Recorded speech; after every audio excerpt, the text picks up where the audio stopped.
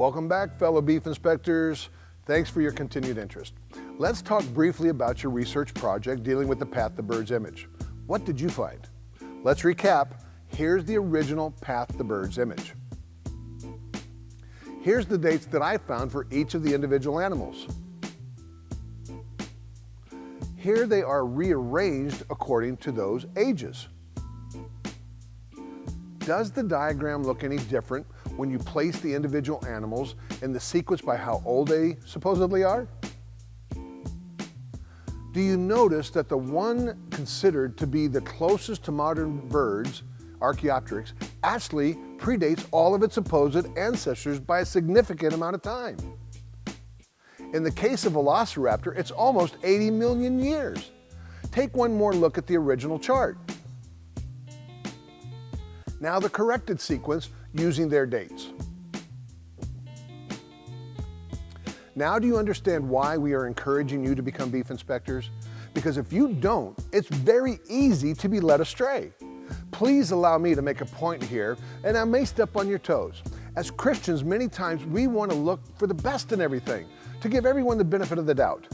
One thing we have to clearly understand, though, is that Satan doesn't have to play fair, and he doesn't. Satan is the father of lies and intentionally distorts and deceives. It's like this Geico commercial. Take a look.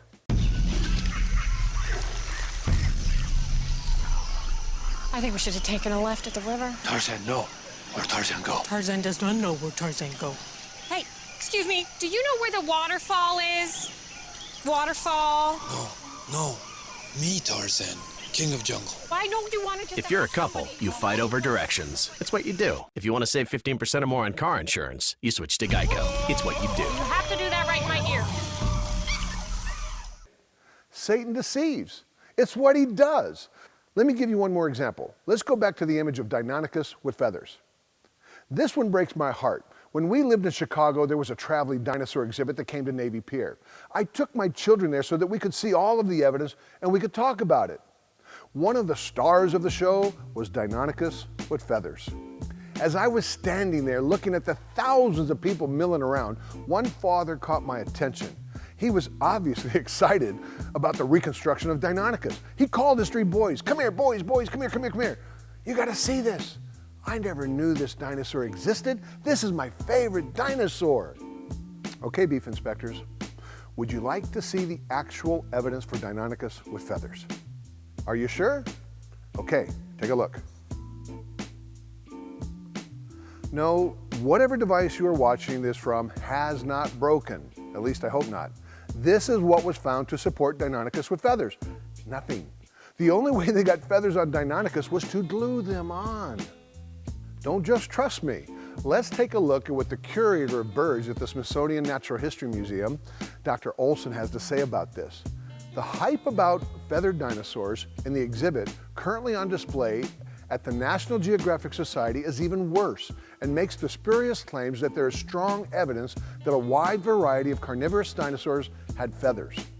A model of the undisputed dinosaur Deinonychus and illustrations of baby tyrannosaurs are shown clad in feathers, all of which is simple imagery and has no place outside of science fiction. Ouch! And the same is true for the T-Rex with feathers that we saw last time. Did you catch that? Maybe you read this in Scientific American. Hair, scale, furs, feather. Of all the body coverings nature has designed, feathers are the most various and the most mysterious. Hold up, did you catch that? Nature has designed? Nature can't design anything. Only a designer can design something.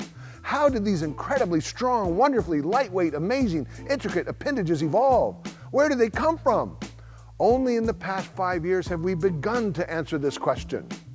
Several lines of research have recently converged on a remarkable conclusion.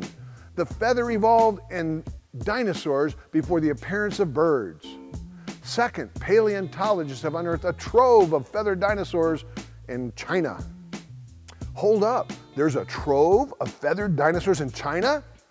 Don't worry, just go do some beef inspecting and you'll find out that the fossils coming out of China have some real issues. Most of the beautiful Chinese fossil birds on sale have been embellished in one way or another.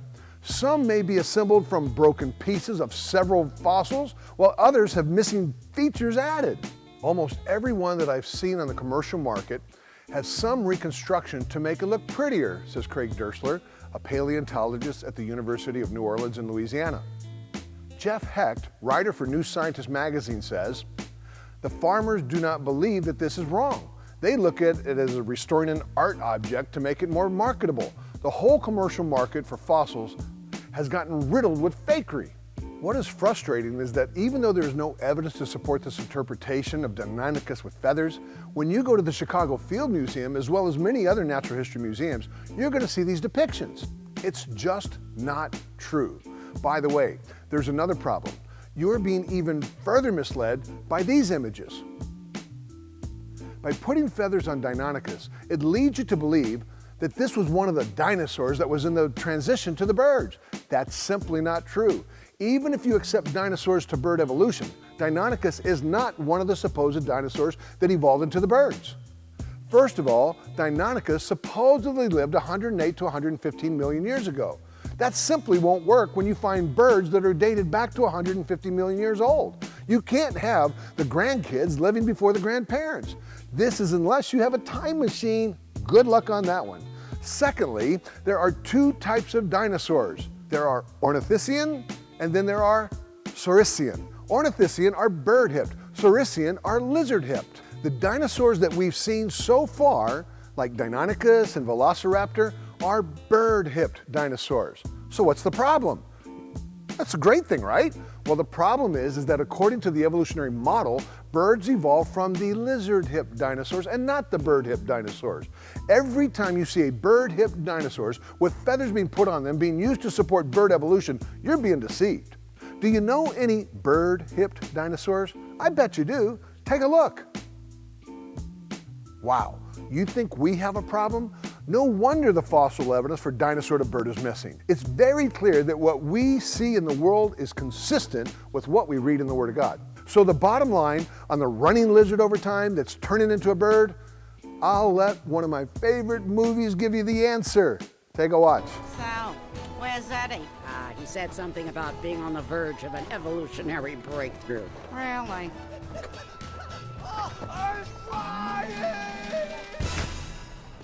Some breakthrough. I think Ice Age got it right. I don't care how long or how many times a lizard jumps out of a tree, there is no way that it is eventually going to turn into a bird. Before moving on, let's deal with one more piece of evidence. Let's take a look at the claim that a worm grew legs. This article comes from Earth Magazine. This is not a Christian publication. In there we read about the ultimate missing link. It must be true. Look, they even have pictures of worms with legs. In addition, if you come with me to the Smithsonian, boy, you're going to see actual video of the worm with legs.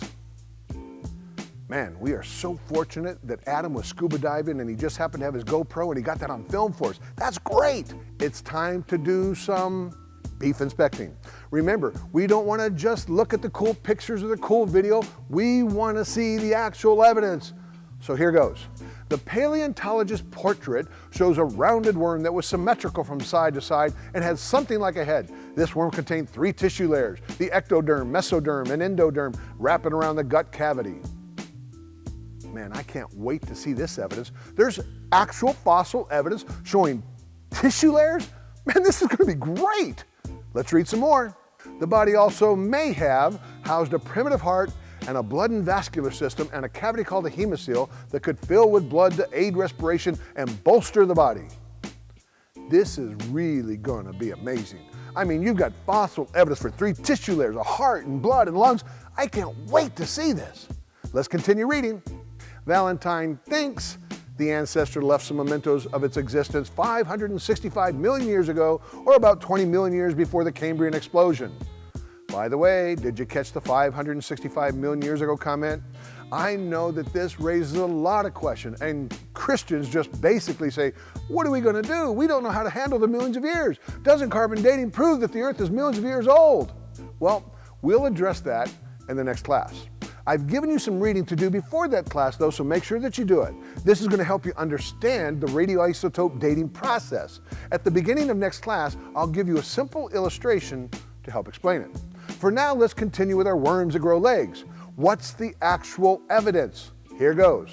Investigators have found fossil burrows, fecal pellets, and scratches left in sediment by the very beginning of limbs. Okay, let me get this straight. So we found fossil burrows, that's holes in a rock, fecal pellets, that's bumps on a rock, and scratches. And from holes, bumps, and scratches on a rock, we know that a worm grew legs? There's more. Everybody knows fossils are fickle. Bones will sing any song you want to hear. This being the case, let me show you a rock that's singing an opera. Here's the actual evidence for a worm growing legs. So you can see here, right here, the 3 tissue layers, the heart, blood, lungs. You can't see it. Here, let me blow it up a little bit more. Now can you see it? Here's the heart, the blood, 3 tissue layers. You know what? I'm being a little bit unfair because I didn't give you the whole quote. Let me give you the whole quote. These marks look like they were made by what Valentine calls something that was smarter than your average flatworm. You see, these marks weren't made by a dumb worm, they were made by a smart worm. Can you help me here?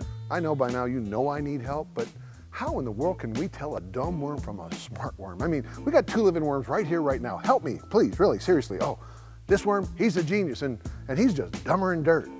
How can you tell a dumb worm from a smart worm? I know how we can tell if they're smart worms or not.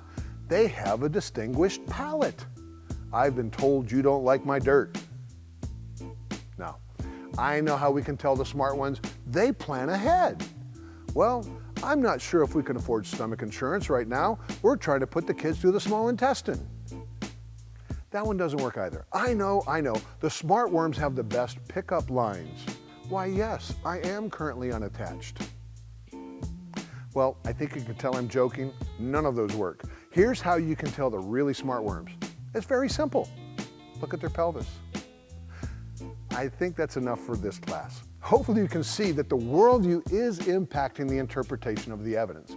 Next time, we're going to start addressing whale evolution. So come prepared, be ready, and until then, stay bold.